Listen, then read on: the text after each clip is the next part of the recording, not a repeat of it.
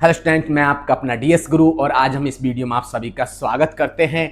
और प्यारे बच्चों, हमारी इस एक्सरसाइज 2 का डी एंड होने को और है। हमारा लास्ट जो पॉइंट है इसके अंदर आज हम इस विविध प्रश्नावली के क्वेश्चन नंबर 7 से 12 तक के क्वेश्चनों को कंप्लीट करेंगे। उसके बाद में हम नई एक्सरसाइज स्टार्ट करने वाले हैं कल से। तो आज बात करते हैं इसके क्वेश्चन नंबर 7 का। क्या कह रहा है क्वेश्चन नंबर 7? इसमें दिया हुआ है कि मान लीजिए कि f और g r में क्या है, परिभाषित है क्रम से fx दे रखा है, इतना दे रखा है, gx इतना दे रखा है। बच्चों, हमारे पास में दो स्थिति दे रखी है इसके अंदर। पहली क्या दे रखी है, एक तो दे रखा है fx की वैल्यू क्या दे रखी है इसने, x + 1 दे रखी है। और gx की वैल्यू कितनी दे रखी है इसने, 2x - 3। हमने एक्सरसाइज 2.3 के जो एग्जाम्पल थे उनके अंदर इस टाइप के क्वेश्चन हमने बहुत किए हैं। ठीक है, तो पहला क्या है हमारा, जो f और g है। ठीक है, f + g और बाहर क्या होगा x। तो इसको जब खोलेंगे तो क्या हो जाएगा कि fx प्लस का हमारा हो गया gx। हुआ कि नहीं हुआ? इसी तरह से तो करेंगे। fx कितना है, ये आ गया 1 + का 1 और gx कितना है, प्लस में है तो ऐसे कैसे लिख दो, इनको जोड़ना है। 2 रे कितना हो गया, ये हो गया 3x - 3 में से 1 गया तो क्या बच गया, 2। यही हमारा आंसर हो गया। सेकंड क्या है इसका, f - g और इसका क्या है, x है। तो हम क्या करेंगे इसमें, एक तो fx लिखेंगे, माइनस का क्या लिखेंगे, gx लिखेंगे, नहीं लिखेंगे? बताओ, fx कितना है, x + का 1 है, चिन्ह किसका बाहर, माइनस का। gx क्या है, 2x - 3 है। खोलो इसको, देखो इसको तो ऐसे कैसे रख दो, x + 1 लिख दो। माइनस को इससे गुणा करेंगे तो क्या हो गया, माइनस का 2 हो गया और माइनस माइनस प्लस का 3 हो गया। माइनस के 2 में से प्लस का 1 x जाएगा तो क्या बचेगा, माइनस का x बचेगा और ये हो जाएगा हमारा 4। ये हो गया हमारा सेकेंड पार्ट। अब थर्ड क्या है इसमें, ये दे रखा क्या है कि f और गुणा g में के बाहर x बराबर क्या हो जाएगा, जो fx है और क्या हो जाएगा गुणा gf। ठीक है, ये क्या दे रखा है, x + 1 है और गुणा में क्या है, 2x - 3 है। अब मैं एक एक को कर रहा हूं, x को इससे कर रहे हैं पहले गुणा। बताओ क्या हो जाएगा, 2x² हो गया। फिर x को 3 से गुणा करेंगे, -3x हो गया। फिर प्लस का 1 को 2 से गुणा करेंगे तो प्लस का क्या हो जाएगा, 2x हो जाएगा। 1 को 3 से करेंगे तो क्या हो जाएगा, -3। देखो 2x² ऐसे कैसे है, 3 में से 2 गया तो -1x और माइनस का क्या है बच्चों, 3 है। ये हमारा आंसर हो गया इसका फाइनल। ठीक है, अब इसकी कंडीशन नंबर कौन सी है हमारी, 4। क्या दे रखा है कि f अपॉन का क्या दे रखा है, g और बाहर क्या है इसमें x, तो क्या हो जाएगा fx / gx। मान रखो क्या हो जाएगा, x + 1 तो ऊपर है और 2x - 3 नीचे है। ऊपर के मान में को हमको छेड़छाड़ नहीं करना, नीचे का जो मान है इसको हम किस तरह से लिख सकते हैं, यहां पर जैसे मैं यहां पर लिख रहा हूं। इसमें क्या होता है हमारे पास में, इसमें एक कंडीशन और होती है, x ≠ 0। इसमें क्या हो जाएगा हमारा, जो ये हो जाएगा 2x - 3 और ≠ 0। तो 2x ≠ क्या हो गया, 3। तो x बराबर नहीं है किसके, 3/2। मतलब ध्यान रखना, जो x का मान है वो 0 नहीं आना चाहिए। क्या नहीं आना चाहिए, 0 नहीं आना चाहिए। x का मान 0 नहीं आना चाहिए, कुछ भी मान आ सकता है। तो हमारे पास में क्या आ गया, x अपॉन का 1 बटा क्या हो जाएगा, x 3/2। तो इसी के साथ में प्यारे बच्चों हमारे क्वेश्चन इसके कंप्लीट हुआ, क्वेश्चन नंबर 7। अब बात करते हैं क्वेश्चन नंबर 8 की, जो बहुत ही अच्छा क्वेश्चन है। ये समझ में आए होंगे, बहुत ही आसान और सीधे सीधे क्वेश्चन है, केवल 2-2 लाइन के, एक लाइन के इनके आंसर है। बात करते हैं क्वेश्चन नंबर अगले की, तो इसे उतारिए, अगला क्वेश्चन पढ़ाएंगे फिर। तो बात करते हैं बच्चों क्वेश्चन नंबर कौन सा है हमारा, 8। बहुत ही बढ़िया क्वेश्चन है क्वेश्चन नंबर 8। तो मैं दिखाई दे रहा है इस तरह का क्वेश्चन, हमने क्वेश्चन उदाहरण नंबर पिछले जो वीडियो पढ़ाए थे, क्लास ली थी हमने, उसके अंदर ये वाला एग्जाम्पल कौन सा, 20 वाला। तो आइए इस एग्जाम्पल को फिर से कीजिए। तो देखो क्या दे रखा है इसके अंदर जो दे रखा है उन सबको उतारो। तो क्या है, सबसे पहले तो क्या दे रखा है, देखो इसमें क्या दे रखा है, जेड से जेड में क्या है, परिभाषित है। मतलब जेड से जेड में क्या है, परिभाषित है। बताओ ये क्या है, ये दे रखा है एफ एक्स मतलब ए एक्स प्लस बी है। ये कैसा फलन है, रेखिक फलन है। एफ क्या है एक, तो ये जो एफ है, एफ एक क्या है, रेखिक फलन है। कैसा फलन है, रेखिक फलन है। और रेखिक फलन क्या होता है ये ध्यान रखना हमें। इसमें जो ये रेखिक फलन है इसकी डेफिनेशन क्या होती है, जिसमें चर की घात, ठीक है, या ऐसा बहुपद जिसमें चर की अधिकतम घात एक हो, उसे क्या कहते हैं, रेखिक फलन। ठीक है, मैंने इसके अंदर लिख दिया एफ एक क्या है, रेखिक फलन है। तो रेखिक फलन क्या होता है कि ऐसा बहुपद जिसमें चर की अधिकतम घात क्या हो, एक, जो इसने ऑलरेडी दे रखा है। क्या दे रखा है कि एफ एक्स बराबर दे रखा है ए एक्स प्लस का बी। एक्स की जगह क्या एक ही है यहां पर, तो कोई दिक्कत नहीं। हमें ए और बी का मान अगर पता हो, क्या हो बच्चा, इसमें ए का मान हमें पता हो, और अगर हम ए का मान निकाल लें और बी का मान निकाल लें, तो ये इसमें उसका मान को रख देंगे, हमारा जो रेखिक फलन है वो बच्चों प्राप्त होगा। और दूसरा क्या दे रखा है, एक दे रखा है हमारे पास में एफ। एफ क्या दे रखा है, एक और एक, दो और तीन,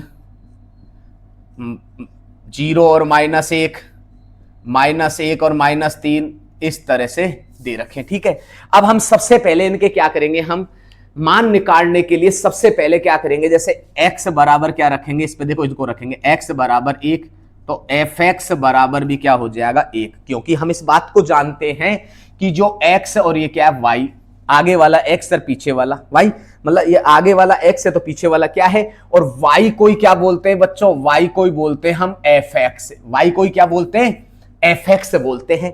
तो यहां y लिख दो या इसकी जगह एफ एक्स लिख दो, बात वही है। तो ये x है तो ये क्या हो गया, अगर पिछला क्या हो गया y, तो इसमें मान रखो, क्या परेशानी आ रही है। तो इसमें क्या, इसका मान कितना है, एक है। दूसरा क्या है, x बराबर कितना रखेंगे, दो, दो पर, x दो पर है तो एफ एक्स क्या हो जाएगा, तीन हो जाएगा।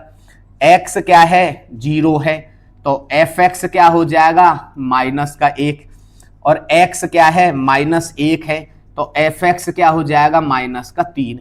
यहां तक हमें पता है इस चीज का। ठीक है, अब हम इसमें क्या करेंगे, एक काम करते हैं, इसके अंदर हमें सबसे पहले किसका मान निकालना है, ए का मान निकालना है, फिर बी का मान निकालना है। तो इनमें से दो मान लेने हमें, कोई से भी। तो ऐसे मान लो जो इजी हो, आसान हो। तो बताओ क्या स्टार्ट करें, सबसे पहले ये ले लेते हैं, जीरो ले लेते हैं, सबसे छोटी संख्या यही है। तो x बराबर जीरो और एफ एक्स बराबर क्या रखेंगे यहां पर, माइनस का एक। तो इसमें रख दो, किसमें, समीकरण एक में रखो। बताओ समीकरण एक क्या है, एफ एक्स बराबर ए एक्स प्लस का बी। एफ एक्स की जगह माइनस एक है, ए ऐसे कैसे, एक्स का मान जीरो है प्लस बी है, माइनस एक बराबर बी, क्योंकि जीरो को किसी भी संख्या से गुणा करते हैं तो जीरो होता है। बताओ बी की वैल्यू क्या आ गई, माइनस एक आ गया। अब इसी प्रकार से हमने ये रख दिया, अब एक को रख दो। हम इनमें से दो मान रखो, कोई से भी दो मान रखने हमें, बस ये ध्यान रखना, दो कोई से भी दो मान रखने जिसके अंदर हमारा एक का क्या हो जाए, ये हो जाए। अब हम बात करेंगे x बराबर एक तथा एफ एक्स बराबर क्या है, एक रखो। बताओ क्या है, समीकरण एक में, किसमें, वापस समीकरण एक में। तो क्या हो जाएगा, एफ एक्स बराबर ए एक्स प्लस का बी। एफ एक्स कितना है बताओ, इसके अंदर एक है, ए और x का मान कितना है, एक है, और b का मान कितना है प्यारे बच्चों, b हमारा यहां से रखेंगे, तो b का क्या रखेंगे, माइनस का एक रख दिया। तो एक बराबर a और माइनस का एक, इसको इधर लिया तो एक प्लस का एक बराबर a, तो दो बराबर हो गया हमारा a, मतलब a का मान क्या हो गया, दो हो गया। तो क्या लिखेंगे अब कि समीकरण एक वह एक से, समीकरण एक में ए तथा बी का मान रखने पर, किसमें, समीकरण एक में, क्योंकि मुझे यही तो चाहिए इसके अंदर, ए एक्स प्लस बी है। बताओ ए का मान कितना दे रखा है, दो दे रखा है, तो 2x हो गया, और b का मान क्या दे रखा है, माइनस एक दे रखा है, रख दो। तो हमारे पास में fx क्या आ गया 2x माइनस का 1। देखो बच्चों हमारा उदाहरण 20वां देखो, उसमें भी यही आंसर आ रहा है और इसमें भी वही आंसर आ रहा है, सेम उदाहरण है, लेकिन मैंने यहां पर ये दोबारा कराया क्योंकि तुम्हें उस क्वेश्चन के अंदर अगर दिमाग में नहीं बैठा हो तो ये क्वेश्चन तुम्हें आसानी से समझ में आ जाएगा, क्योंकि जो fx होता है ना वही y होता है, ये ध्यान रखना, ठीक है ना। और इसके माध्यम से हमने यहां पर इनको रख करके अवयव है ना हमारे, ये इनके जो बिंदु हैं, इस बिंदु को ये वाले को आगे वाले को x और पीछे वाले को fx, आगे वाले को x पीछे वाले को fx, आगे वाले को x पीछे वाले को fx, इस बनाकर हमने a और v की वैल्यू निकाल ली और समीकरण 1 में रख दिया, बस हो गया। पिछले वाले जो 20 एग्जाम्पल था उसमें ये नहीं दे रखा था fx बराबर ax प्लस 20, हमने क्या किया उसमें माना था, क्या किया था हमने उसमें रेखिक फलन हमने माना था, और ये रेखिक फलन है, ये क्या है, ये रेखिक फलन है, ऑलरेडी पहले से दे रखा है। अब बात करते हैं क्वेश्चन नंबर 9 की। तो बात करते हैं हम क्वेश्चन नंबर कौन सा है, क्वेश्चन नंबर है 9। कौन सा क्वेश्चन है हमारा 9 क्वेश्चन है। देखो क्या दे रखा है इसमें, r बराबर क्या दे रखा है a और b है, a और b बिलोंग्स टू क्या है n, तथा a बराबर क्या होता है b स्क्वायर द्वारा परिभाषित, n से n में परिभाषित एक संबंध r है। तो हमें ये पता लगाना, देखो क्या दे रखा है, फर्स्ट स्थिति में क्या दे रखा है हमारा, पहला क्या दे रखा है कि फर्स्ट है कि a और a बिलोंग्स टू क्या है r, सभी अवयव a बिलोंग्स टू क्या है n में, प्राकृत संख्याओं के रूप में है। अब एक बात बताओ, इसमें यह दे रखा है कि a बराबर क्या होता है b स्क्वायर। अब हम इस बात को जानते हैं कि जैसे a का कोई भी मान रखो 1, ठीक है, तो 1 रखा तो यहां पर b का मान, जैसे यहां पर a का मान भी क्या रखेंगे 1, क्योंकि a की जगह क्या दे रखा है, यहां पर देखो दोनों ही a दे रखे, मतलब a का तो मान है, ये b की जगह क्या दे रखा है 1, तो यहां क्या हो जाएगा a बराबर a स्क्वायर, तो इसका मान 1 रखेंगे तो 1 का भी क्या हो जाएगा 1 स्क्वायर, 1 ही है। परंतु अगर मैं a का मान 2 रखूंगा तो b का भी क्या रखना पड़ेगा यहाँ 2, तो a का तो ये हो गया 2 और b का क्या हो गया हमारा b मतलब स्क्वायर, मतलब कितना हो गया 4। तो 1 को छोड़ करके, किसको बच्चों, 1 को छोड़ करके अन्य सभी मानों में कभी भी एक समान दोनों का मान नहीं आएगा, मतलब a बिलोंग्स, मतलब a और a कभी नहीं आएगा, उनका एक जैसा मान कभी नहीं आ सकता। क्यों नहीं आ सकता, क्योंकि 1 को छोड़ करके, किसको छोड़ करके, केवल सिर्फ और सिर्फ 1 को छोड़ करके अन्य किसी मान के लिए ये नहीं आएगा। तो इसमें क्या लिखेंगे हम, यहां पर इस तरह की स्थिति आ जाए तो क्या हो जाएगा कि a बराबर होता है a स्क्वायर, क्या लिखना हमें, a बराबर a स्क्वायर, a के सभी क्या, a के कौन कौन से सभी मानों के लिए, सभी मानों के लिए, a के सभी मानों के लिए क्या है, सत्य नहीं है, सत्य नहीं है, केवल एक के अलावा, केवल ऐसा एक ही है जो एक रखने पर क्या हो जाएगा, एक ही आएगा स्क्वायर करने पर, लेकिन 2 रखेंगे तो 4 आएगा, 3 रखेंगे तो 9 आएगा, 4 रखेंगे तो फिर इस तरह से बढ़ता चला जाएगा। तो वो सत्य नहीं है, केवल क्या है, सत्य नहीं है। तो अब क्या लिखेंगे, अतः a और a बिलोंग्स टू नहीं है क्या, r, does not belongs to r लिख देंगे। इस तरह की कंडीशन आ गई हमारे क्वेश्चन नंबर फर्स्ट में। अब सेकंड की बात करते हैं। सेकंड क्या कह रहा है कि a बिलोंग्स टू क्या है, जैसे a और b है, बिलोंग्स टू क्या है, r है, और दूसरा क्या दे रखा है, और दूसरी स्थिति दे रखी है कि b और a है, बिलोंग्स टू क्या है, r। अब देखो इसके अंदर समझने की कोशिश कीजिए कि जैसे मैंने बच्चों, जैसे मैंने a और b का बिलोंग्स टू क्या किया, r, तो ऐसी स्थिति में क्या लिखेंगे, a बराबर क्या होता है इसका b स्क्वायर होता है, a बराबर क्या होता है इसका b स्क्वायर, मतलब a का मान कुछ भी रखो, b का मान स्क्वायर करेंगे, ठीक है, ओके।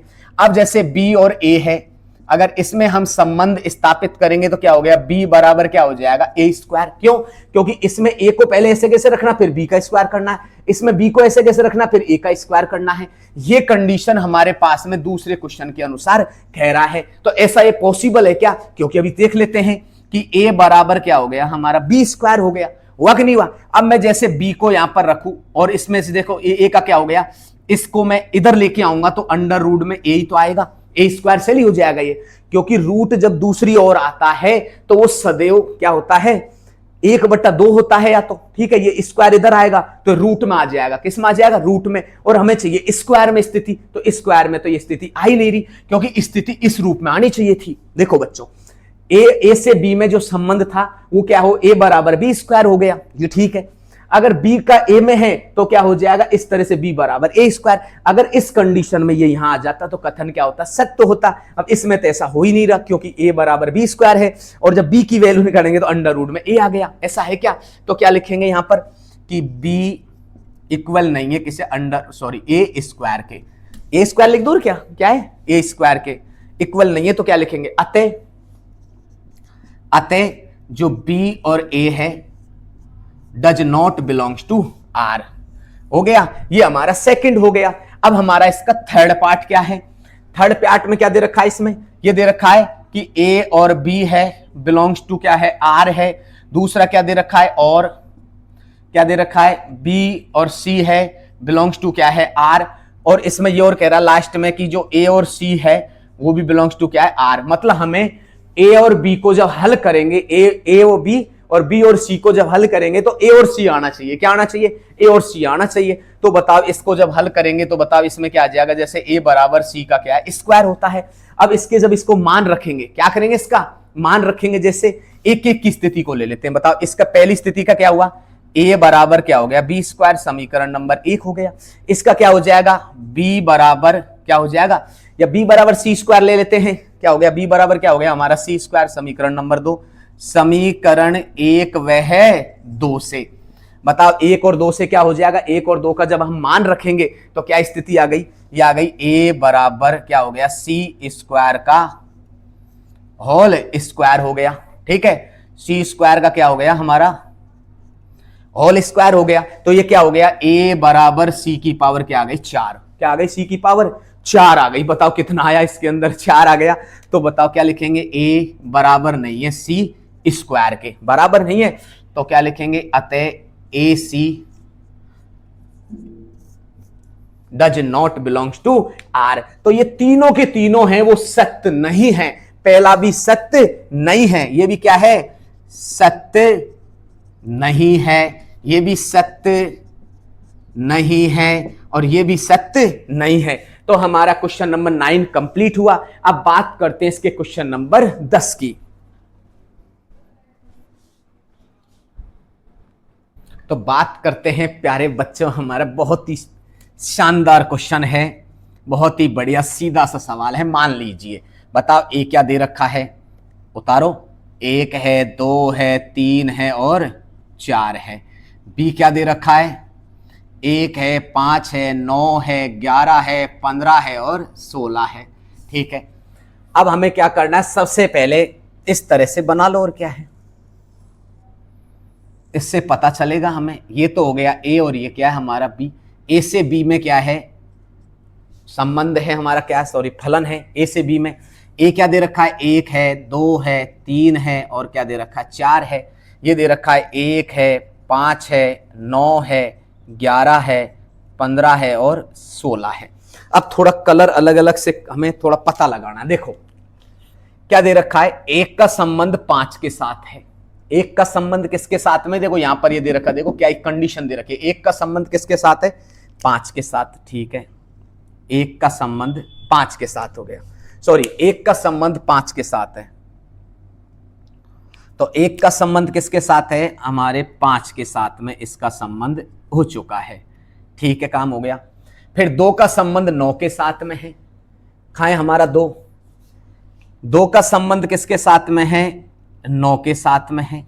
अगली कंडीशन में क्या है, फिर 2 का संबंध 9 के साथ हो गया। फिर 3 का संबंध 1 के साथ है।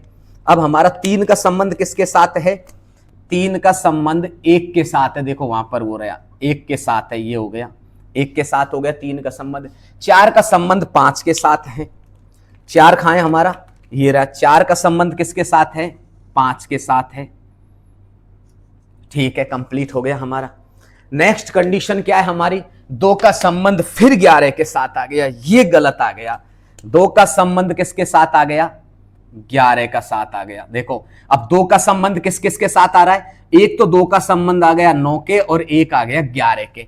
मतलब हमें क्या निष्कर्ष निकला इस कंडीशन से, ये निकला कि 2 का जो संबंध है, और तो सबका देखो एक एक का है, एक का संबंध 5 के साथ है, अच्छी बात है, फिर 3 का संबंध 1 के साथ है, बहुत अच्छी बात है, और 4 का संबंध 5 के साथ है, और इनका संबंध इनके साथ में हो सकता है। ये अवयव कंप्लीट है टोटल, ठीक है।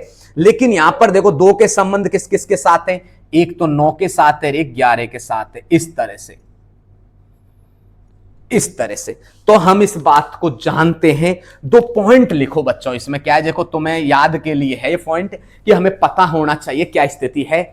प्रांत के सभी अवयवों का प्रतिबिंब मिलना चाहिए। पहला तो क्या है हमारा पॉइंट कि प्रांत के सभी अवयवों का प्रतिबिंब मिलना चाहिए। बहुत अच्छी बात है, मिल रहा है सबका। देखो 1 का भी है, 2 का भी है, 3 का भी है, 4 का, सबका मिल रहा है, कोई दिक्कत नहीं। पहला पॉइंट तो हमारा क्लियर हो गया। दूसरा क्या है, अब इसका मिलना चाहिए। दूसरा क्या होता है कि प्रांत के किसी अवयव के एक से अधिक प्रतिबिंब नहीं होने चाहिए। मतलब प्रांत के किसी अवयव के एक से अधिक क्या होंगे, प्रतिबिंब नहीं होने चाहिए। बड़ा कमाल का है। अगर ऐसा है तो वो फलन नहीं है, वो फलन नहीं है। अब बताओ 2 का किस किस के साथ में, 9 के साथ में और 11 के साथ में, तो फलन ये होगा ही नहीं। होगा क्या फलन? तो अतः इस क्वेश्चन का हमारा जो निष्कर्ष आंसर है वो कंप्लीटली किस प्रकार से होगा, ये हमें लिखना है कि एफ है, एफ के जो प्रांत ए के 2 अवयव विद्यमान पूर्त विद्यमान है, तो ये क्या होगा, अतः क्या है, ये फलन नहीं है। फलन तो बिल्कुल नहीं है। तो पहला क्या है हमारा, ए और एफ से संबंध है क्या, तो ये पहला है जो है क्या है, ये फलन तो बिल्कुल नहीं है। ठीक है। तो दूसरी कंडीशन क्या है, यह एक संबंध है। क्या है, एफ एक क्या है, संबंध है। क्या है, ये संबंध है। ठीक है। तो हमारे दोनों का जो आंसर है वो यहां से कंप्लीटली आ चुका है। समझे कि नहीं समझे? तो इसी के साथ में प्यारे बच्चों हमारा ये क्वेश्चन कंप्लीट हुआ। बहुत ही आसान और सीधा सा क्वेश्चन था। अब बात करते हैं क्वेश्चन नंबर 11 की। पहले इसे उतारिए कंप्लीट। अब बात करते हैं क्वेश्चन नंबर 11 की। क्या दे रखा है क्वेश्चन नंबर 11? बहुत ही आसान और सीधे से सवाल हैं प्यारे बच्चों। देखो इस तरह से दे रखा है, मान लीजिए एफ क्या दे रखा है, ये दे रखा है, एक तो दे रखा है ए गुणा बी में, और ए प्लस बी दे रखा है, और ए और बी क्या है, इंटीजर नंबर है, द्वारा परिभाषित जेड से जेड में एक उपसमुच्चय है। क्या एफ जेड से जेड में एक फलन है। ठीक है। अपने उत्तर का औचित्य भी स्पष्ट कीजिए। तो प्यारे बच्चों सबसे पहले क्वेश्चन में क्या दिया उसे ले लो। देखो एफ बराबर क्या दे रखा है, इसमें क्या दे रखा है, ए और बी, और a plus b, such that a b belongs to क्या है, इंटीजर नंबर। ये दिया हुआ है क्वेश्चन के अंदर। अब मैं एक काम करता हूं, ए का मान कुछ भी रखो, ए का मान जैसे मैंने 3 लिया और बी का मान ले लिया मैंने 4। अब इसे समझना, क्योंकि मैं इस तरह से 2-3 एग्जाम्पल लेके समझाऊंगा जो तुम्हें पूर्ण रूप से समझ में आएगा। ठीक है। तो ए का मान मैंने ये रखा, तो एक बार तो करेंगे क्या, ए गुणा बी, मतलब क्या हो जाएगा, 3 गुणा 4 करेंगे तो कितना आ गया, 12, और एक बार लेंगे इसमें ए प्लस बी, मतलब क्या हो जाएगा, 3 प्लस 4 कितना हो गया, ये हो गया हमारा 7, हो गया 7। तो बताओ इसके जो अवयव है, अतः क्या क्या अवयव आ गए इसके, बिंदु क्या क्या है, एक तो 12 आया और एक क्या आया, 7 आ गया। क्या आया, तो 12 आ गया और एक क्या है, 7, और बिलोंग्स टू क्या है, एफ। ठीक है। नेक्स्ट कंडीशन क्या है हमारे पास में, इसी तरह से एक और ले लो। जैसे मैंने यहां पर क्या किया, अब जैसे मैं ए की जगह क्या ले लूं, जैसे 1 ले लो, 12 ले लो, कोई दिक्कत नहीं, किसी प्रकार का ले सकते हो। 1 लिया और बी की जगह मैंने क्या लिया, 12। मैंने ऐसा क्यों लिया, क्योंकि 3 चौका क्या हो रहा है, 12। तो हमें दूसरी संख्या ऐसी लेनी है। देखो बच्चों हमें कुछ ऐसे मान लेने हैं, जैसे मैंने इसमें 3 और क्या लिया, 4, तो दोनों का गुणनफल कितना हो रहा है, 12। 12 हो रहा है ना। तो ऐसी कौन सी संख्या और है जिसको लेने पर 12 होता है? तो एक तो होता है 6 गुणा 2, ये भी 12 होता है, इसको भी ले सकते हैं इसमें। और एक होता है क्या 12 गुणा 1, तो ये भी 12 होता है। तो मैंने ये स्थिति में ले लिया। बताओ ए और बी की स्थिति क्या आ गई? 1 गुणा 12 तो हो गया 12। ए प्लस बी की स्थिति क्या आ गई? 1 प्लस 12 कितना हो गया? 13। अभी समझोगे आप। तो अतः क्या क्या आए हमारे पास में? एक तो आ गया 12 और एक आ गया 13। ठीक है, हमारे पास में ये स्थिति प्राप्त हुई। अब जैसे मैं इसमें कुछ और मान ले लेता हूं, जैसे 2 और 3 रखो आप। एक में तो ए का मान क्या रखो? 2, और यहां पर रखो 3, और इधर की साइड में ए का मान एक में तो रखो 1 और एक में रखो 6। इस एग्जाम्पल को लेकर के आप कर सकते हो। कर सकते नहीं कर सकते? तो इसमें देखो प्रांत के अवयव 12 प्रतिबिंब बिंदुवान है। बताओ प्रांत के जो अवयव हैं हमारे कौन कौन से? इसमें ये प्रांत है हमारा। देखो 12 कितनी बार आ रहा है इसमें? 2 आ रहा है। 2 बार आ रहा है कि नहीं आ रहा? तो क्या कंडीशन हो रही है हमारे पास में? ये स्थिति बन रही है इसकी। देखो समझो तो ये 12 है और ये 7 है और ये 13 है। मतलब 12 का संबंध 7 के साथ में भी और 12 का संबंध किसके साथ में? 13 के साथ में। ऐसा पॉसिबल होता है क्या? ऐसा पॉसिबल नहीं है, फलन हो ही नहीं सकता। फलन हो सकता है कि फलन तो ये होगा ही नहीं। तो क्या है? प्रांत के अवयव 12 के 2 प्रतिबिंब विद्यमान है। बताओ क्या है कि प्रांत में अवयव क्या है? ये जो प्रांत है हमारे, प्रांत में अवयव क्या है? 12 के 2 प्रतिबिंब क्या है इसमें विद्यमान है। विद्यमान है कि नहीं है? बताओ 12 के क्या 7 और 13 हैं, विद्यमान है। अतः यह फलन नहीं है।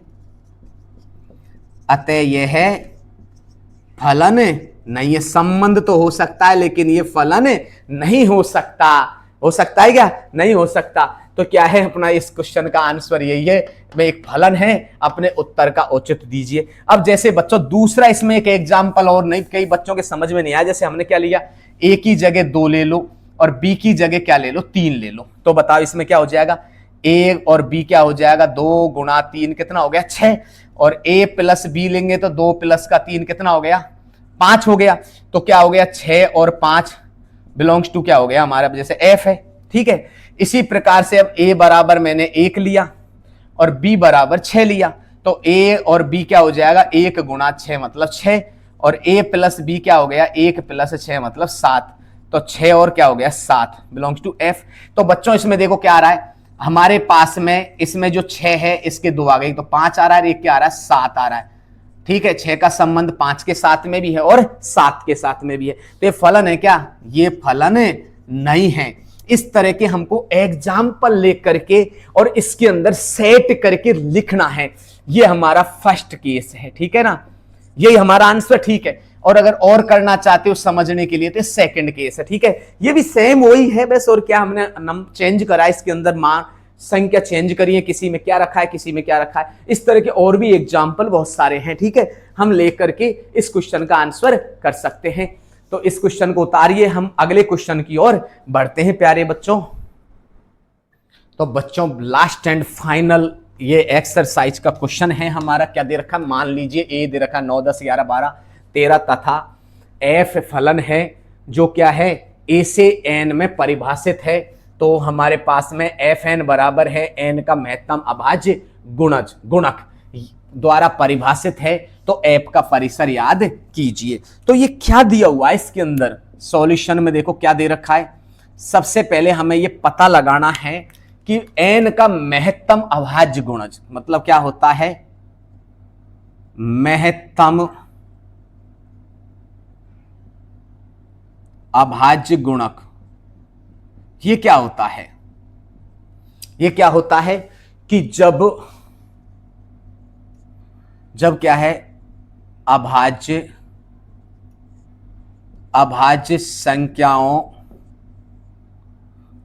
संख्याओं से किसी का गुणनखंड करते हैं। क्या करते हैं? अभाज्य संख्याओं से जब किसी संख्या का हम गुणनखंड करते हैं तो जो बड़ी संख्या है, क्या है? बड़ी संख्या या अंक है वही क्या होगा, अभाज्य महत्तम गुणक होगा। वही क्या होगा, हमारा अभाज्य महत्तम गुणक होगा। बच्चों ये ध्यान रखना, बहुत छोटा सा पॉइंट है। अब हमारे पास में इसमें कुछ नहीं है, बस करने को हो गया हमारा। तो क्या दे रखा है कि f है वो क्या दे रखा है, a से n में परिभाषित है, ये क्वेश्चन में दिया हुआ है। और हमारे को क्या दे रखा है, एफ एन बराबर है n का क्या है, महत्तम अभाज्य गुणक। ठीक है, ये निकालना है। तो बताओ क्या क्या दे रखा है, एक तो 9 दे रखा है, 10 दे रखा है, 11 दे रखा है, 12 दे रखा है, 13 निकाल लो। बताओ क्या दे रखा है। तो यहां पर निकालेंगे सबसे पहले क्या है, 9 का, क्या है 9 का महत्तम अभाज्य गुणक, इसका निकालना है। फिर 9 के बाद में क्या है, 10 है, तो क्या होगा 10 का महत्तम अभाज्य गुणक। प्यारे बच्चों में अभाज्य को मतलब शॉर्ट में लिख रहा हूं। फिर क्या है अगला हमारा, क्या 11 का महत्तम अभाज्य क्या होगा, गुणक। फिर अगला क्या है हमारा, बताओ। इसके अगला है कि f 12 का महत्तम अभाज्य गुणक। प्रत्येक का निकालना हमें इस तरह से। ठीक है बच्चों। अब अगला कौन सा है हमारा, 13 का क्या है, महत्तम अभाज्य गुणक। अब देखो सबसे पहले हमें क्या करना है, 9 का निकालना है। तो हमें 9 का निकालना है। तो प्यारे बच्चों 9 का निकालो, देखिए इधर की साइड में। जैसे 9 का निकालेंगे तो क्या 3 का भाग देंगे, अभाज्य संख्या कौन सी है, 3 है, 3 का भाग देंगे तो क्या हो जाएगा, 3 3 आ गया। तो इसमें क्या आ गया, पहले में आ गया क्या 3 और 3 आ गया। ठीक है, अभी डटो, यहां मत लिखो, इसमें यहां पर ही लिख लो। इसका क्या आ जाएगा, 3 और 3 आ गया, पहली कंडीशन। दूसरी क्या है हमारी, 10 का। तो 10 का क्या हो जाएगा, 10 का निकालो, 2 5 5 1, मतलब 2 और 5 आ जाएगा 10 का। तीसरी कंडीशन में क्या 11 है, तो 11 का तो क्या हो जाएगा, 11 ही हो जाएगा। 11 का क्या होगा, 11 ही होगा, क्योंकि 2 1 तो अभाज्य संख्या नहीं है। ठीक है, अगला क्या लेंगे हम, 12 लेंगे। चौथी कंडीशन में क्या, 12 का में 2, 2 का 2 6 आ जाएगा, फिर 2 का 2 3 आ जाएगा। तो 2 गुणा 2 गुणा 3 हो गया। पांचवी स्टेप में क्या है हमारा, 13 का। तो 13 का 13 ही होगा। तो इनमें से हमने क्या कहा, बड़ी संख्या लेंगे, इसमें से बड़ा अंक लेंगे। तो इसमें बड़ा अंक कौन सा, 3 ही है, ले लो। इसमें कौन सा है, 10 में कौन सा है, 5 है। फिर 11 में तो 11 ही है। फिर इसमें क्या हो जाएगा, 3, और इसमें क्या हो जाएगा, 13 हो गया। अब बच्चों हम क्या निकालेंगे, इसका परिसर। क्या निकालेंगे, परिसर। बताओ परिसर क्या होता है, परिसर क्या होता है, ये सबके सबों को उठा के रख दो। तो 3 रख दिया, 5 रख दिया, 11 रख दिया। 3 को दोबारा नहीं लिखेंगे, क्योंकि हमने पहली एक्सरसाइज में पढ़ा था कि समुच्चय के अंदर किसी अंक का 2 बार या 3 बार नहीं आना चाहिए, केवल 1 बार आएगा। कोई भी अंक समुच्चय के अंदर 1 बार आएगा, इससे ज्यादा नहीं आएगा। तो यहां पर क्या हो गया, 13। यही क्या हो गया हमारा, इसका परिसर, आंसर हो गया। तो इसी के साथ में हमारा ये क्वेश्चंस और ये एक्सरसाइज प्यारे बच्चों कंप्लीट हो गई। जुड़े रहे, बने रहे, क्योंकि जो अगली एक्सरसाइज आने वाली है बहुत ही अच्छी एक्सरसाइज है, जिससे हमारी बहुत सारी 12th की एक्सरसाइज, उसके बिना 12th की कोई भी कई एक्सरसाइज हैं जो उसके बिना हल नहीं हो सकती। तो उस एक्सरसाइज को मिस ना करें, क्योंकि वो एक्सरसाइज मिस करने का मतलब है 12th के अंदर तुम्हारे दिमाग में कुछ नहीं बैठेगा। तो आज के लिए इतना ही काफी। मिलते हैं कल नेक्स्ट डे